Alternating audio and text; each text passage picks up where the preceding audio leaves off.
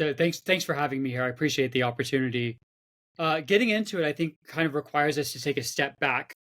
I'm in the advertising and the media space. I've been here, my entire career for 25 years, and through the advent of digital, we've gotten so good, so hyper focused at, assigning attribution to ad campaigns that we sort of lost sight of what it means to advertise, which is to increase connection between brand and consumer. We were hyper focused on clicks, on conversions, on completes, on cookie tracking, and following people to nth degree. Uh, that we've really we've sort of lost that creative edge, and we've more importantly lost the connectivity edge. And so, with that in mind, that's sort of been the guidepost for our company since inception, and we've been looking for the tools that would help us get there. And so, thinking about how do you measure connection? You can do it through self-reported. You might be able to do it through customer loyalty surveys or brand perception surveys, but surveys can historically be inaccurate. We know that from news reports and recent political campaigns. And so we wanted to go deeper to a source of truth on measuring that sort of connection with brands. And so, there's no better source of truth than the human brain. We started to scour the academic universe and other folks in ad tech doing interesting things. We're speaking with folks at Harvard, at MIT Media Labs, at University of Michigan. They've got a program, a consumer psychology program there with 80 MRI beds, where they're measuring consumer sentiment and how people feel about stimuli in their life and brands and whatnot. And one name in particular kept coming up. That was Dr. Michael Platt, who is a chair at the UPenn School of Medicine and also the director of Wharton Neuroscience. He is also the founder, the creator of the world's first wearable EEG band, clinical grade, and technologically sophisticated to enough to detect early onset Alzheimer's. So incredibly sophisticated technology where we are, pending FDA approval for that very use case. So very noble and grand ambitions. It can also tell if people are feeling happy or sad or something as nuanced as nostalgic or empathetic towards stimuli. And we can use that information to optimize advertising. So met with him, took his course at Wharton, must have made an impression, started chatting with him about how we can use his technology in the world of advertising. And that was where GlassView Origin was born. So, how did you think about just having a physical device like this integrated into marketing in general? Like, of connecting the two, like, why even go that route of even using some sort of physical hardware? Sure, it's probably an idea that came to me almost a decade ago, also through Wharton. Coincidentally, I Uh, was on the board of the Future of Advertising program at Wharton.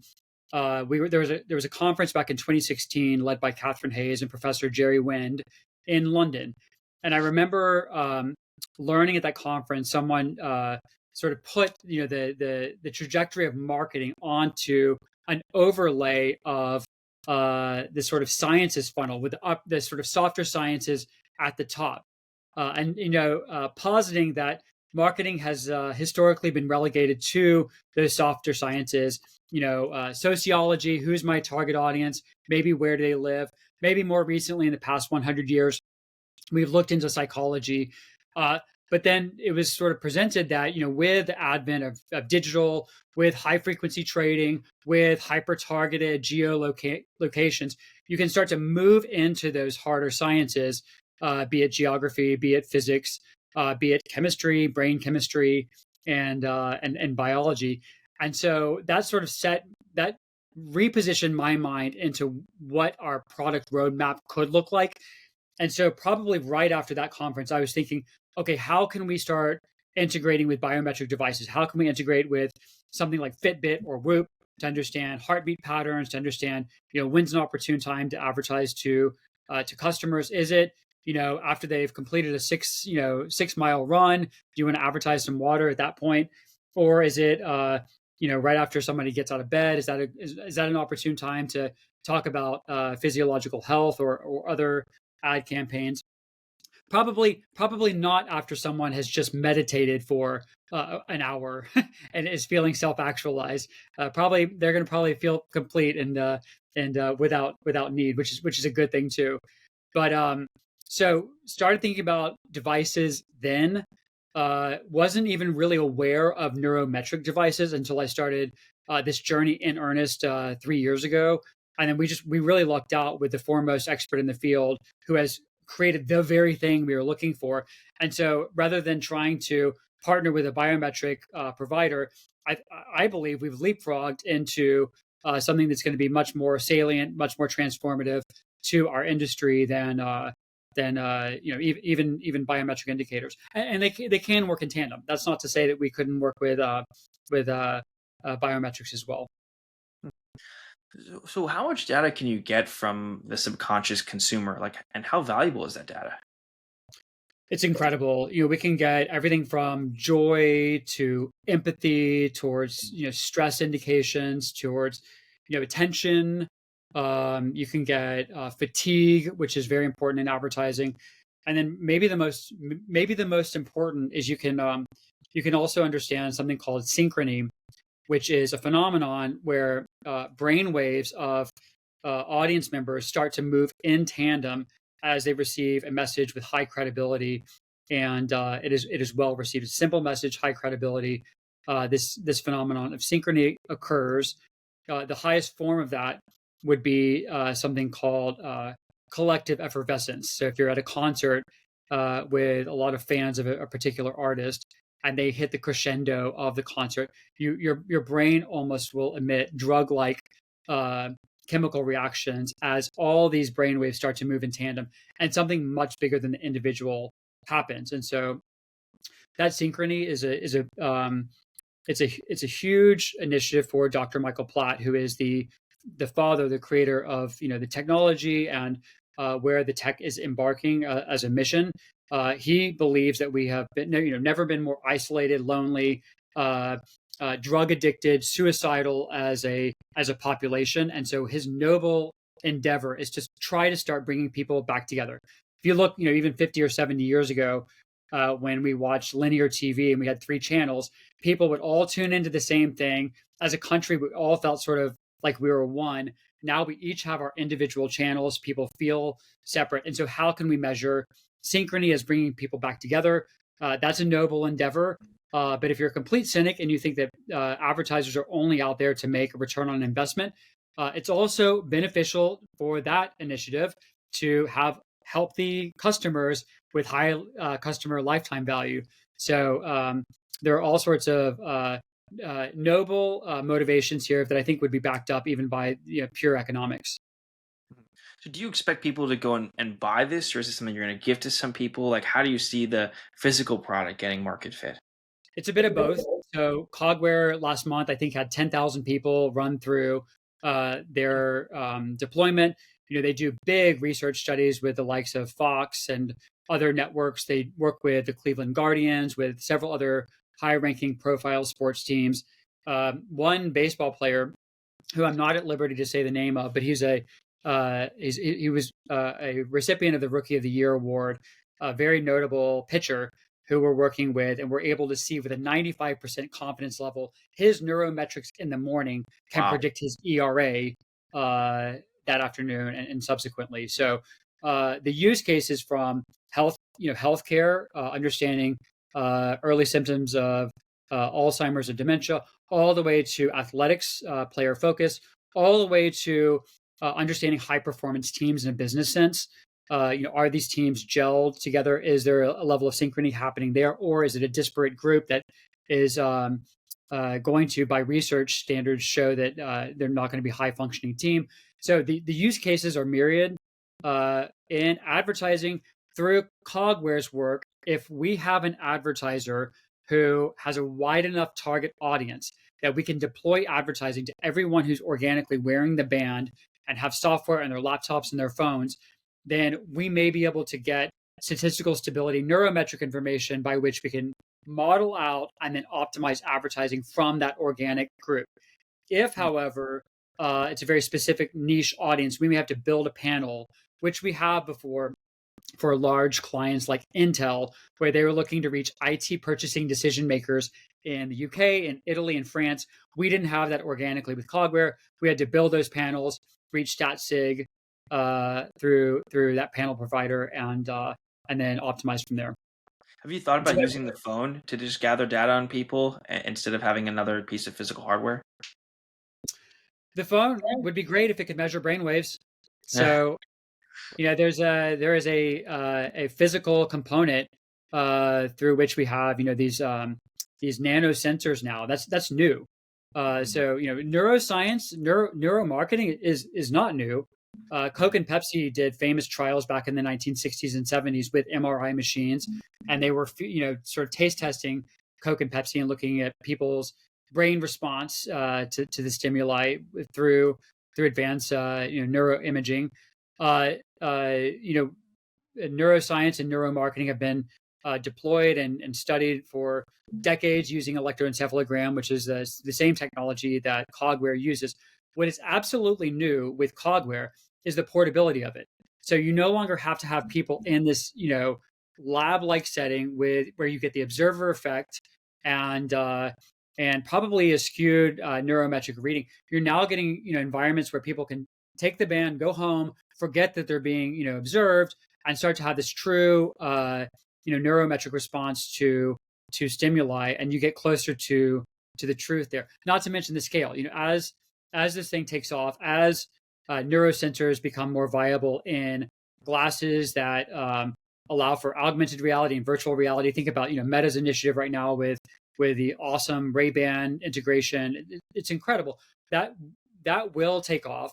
I believe fully that companies are going to want to understand consumer health, and I think consumers are also, just like they do with Fitbit and Whoop, where the insatiable appetite for better understanding of your own biometrics will translate into that same insatiable appetite for neurometrics, and the rest will be history. So I think we're at sort of year zero of adoption of this kind of technology, and I think it's only going to grow from here.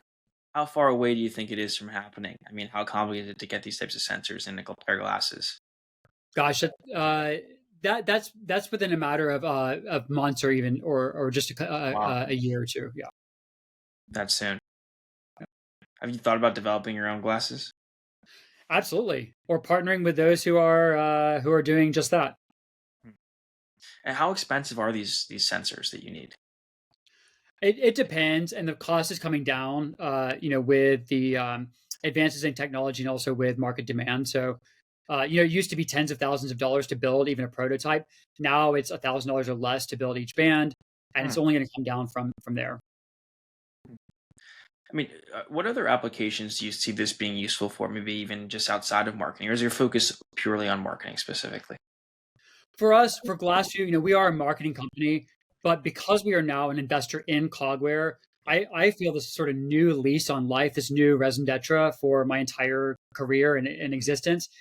Every because of our partnership, every campaign that's run, money is fueled into Cogware because of our ongoing licensing agreement, which gives us this exclusive right to run in marketing, but it's also fueling their work in healthcare and athletics. Mm.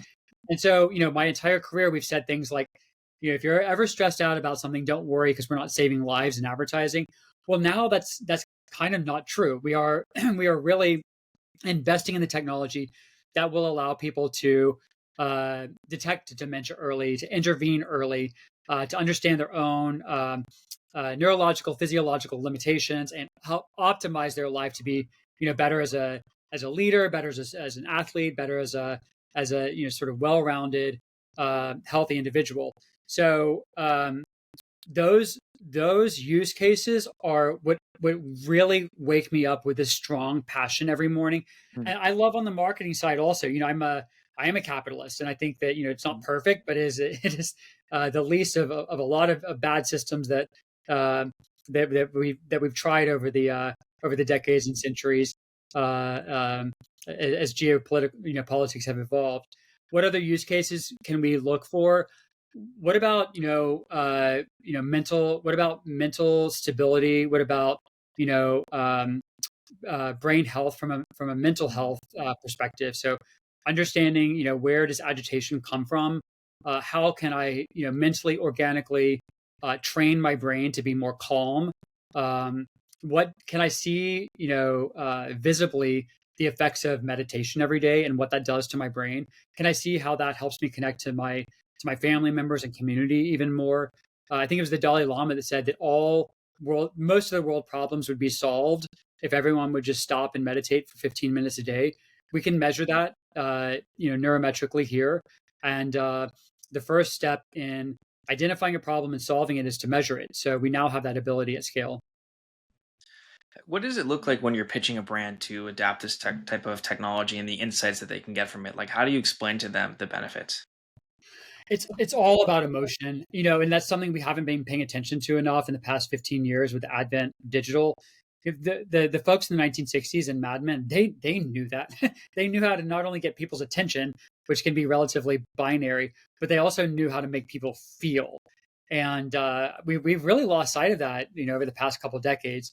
And so, talking about the emotional drivers that will get not only customers hooked in long term, but also what will incentivize frontier audiences, the next wave of customers to adopt your brand and become long term customers is how we pitch it, and it's been very effective. Our sales were up 60% the year that we launched Origin, which is 2023, and it continues to go from success to success.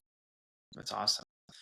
So, are there other applications that you've kind of look within the marketing space that you've kind of realized once you launched that you weren't expecting? Yeah. So we have been since our inception, this sort of below the line media activation firm. And what I mean by below the line is we're not involved in strategy. We're not involved in any of the PR, the pitching, the market segmentation, anything that's sort of the highbrow areas of marketing. We get the campaigns when they're ready to go, and then we have just been optimizing like mad to get conversions, to get customers, and then hopefully get that return on ad spend. Now with this technology and understanding what is motivating frontier audiences, we are moving a bit up the food chain so that we've been invited into strategy meetings for major tourism brands, for Hmm. major technology brands. One of our big technology clients right now is doing a huge initiative in the Middle East, and we've been invited to partake in the strategy for that rollout, which is a first for our company. So I didn't even envision this, but it looks like we might now becoming going from a simple media activation to full service with a unique differentiator, which is emotional assessment at scale. Mhm. And then it wasn't long before we started getting requests from our customers. What does this mean not only for our media spend and optimization towards demographic, towards contextual relevance, towards frequency, towards time of day, towards geography, all these levers you can pull in media with a layered on neuro aspect becomes that much more salient in understanding strategy and why what our optimizations that are working, why they are. Uh, Customers are looking for, well, what does this mean in terms of product? What does this mean in terms of our PR? What does this mean in terms of other aspects of consumer experience, of marketing, of um, advertising and business intelligence? And so we're now embarking down a path where this idea of neural continuity across all touch points for a brand is probably one of the most important indicators on strong company health and strong customer lifetime value. Is when I see that first Lexus ad and then I test drive it, my first Lexus, and then I'm a repeat customer of Lexus, will I get the same neurological responses? We would theorize, hypothesize that probably that continuity is an indicator of strong brain health. Conversely, the biggest drop off in opportunity is when expectations don't meet reality. So if you see a an ad on TV and you're very excited to go participate and experience this product, and then you have a horrible customer experience, that drop off in neurometric response is an indicator that you're probably not your days are numbered as a company. Conversely, if you have very low expectations, but the brand experience far exceeds expectations, uh, then we're not doing a good enough job in getting those expectations out there to begin with. So this drive towards mirroring emotional response across touch points is something that we're embarking on now in earnest. It does, quite frankly, require bigger scale for us. It requires us to to continue to grow with Cogware, but we have piloted enough programs now where there is some meat to this theory, and it's exciting to see that to sort of come into fruition. Yeah. No, the traction's really interesting. Just the last question I have, like, what does the vision look like right now? What is the long term potential of this that you see? I, it's I would be completely inauthentic and saying here's what's going to happen in 5 years. I have no idea. And the pathways to success that we've seen through deployment versus what we thought were going to happen have been drastically different. And I'll tell you an example of that. When we launched Origin, we sat around the conference table and we thought, okay, what emotion should we pitch to say that we're optimizing toward to get us the results we want? Is it joy? Can we say this is the joy engine? We're the drivers of making your product a joyful experience, or is it empathy, or is it is it a decrease in fatigue? And what we didn't realize is we had it completely wrong. It's kind of the difference between structured and unstructured data. We were trying to control and plan out every data pathway to get to our desired outcome, when really the irony is not lost on me here. We should have been approaching this more as a neural network, a neural pathway, where you give it the end result, and then you allow the emotions that get you there to emerge from the deployment. So is it nostalgia with trace amounts of guilt, or is it alpha asymmetry with trace amounts of empathy that drive the highest customer lifetime? We don't know, and we don't pretend to know until we launch and see where the campaign is driving. I would say there are parallels between campaign deployment and what we learned on deploying unstructured data versus controlling symbolic data uh, to our actual business evolution. I don't want to even pretend that we have an idea of what's going to be happen in 5 years. What I what I what I can posit, what I think might happen, is this continued tangential growth into customer experience. This continued tangential growth into PR and public perception.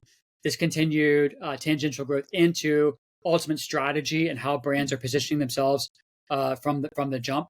And then looking at every brand, every product has its life cycle. There's the innovators, the early adopters, the early majority, the late majority, and then the laggards. And so, are the emotional drivers that get each cohort on board different? Probably yes.